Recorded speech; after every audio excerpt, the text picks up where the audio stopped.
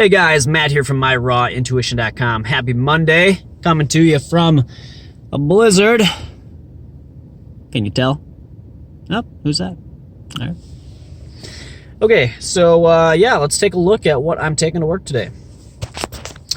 All right, so we've got my smoothies here of banana, cherry, and chia seed. Extra large celery juice. Got 2 apples down there.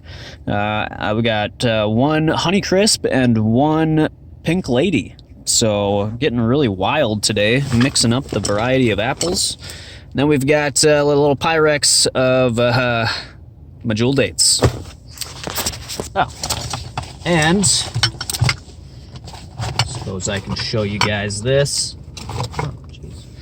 Okay, we've got my air tube headset. So the end of the headset that goes into your head is just a hollow plastic tube.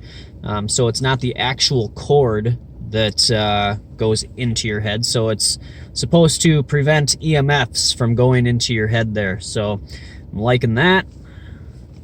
Pretty cool. All right, so I'm gonna get going here. I gotta go to work. Hopefully you guys have a great day, and I will catch you in the next video. Always follow your raw intuition.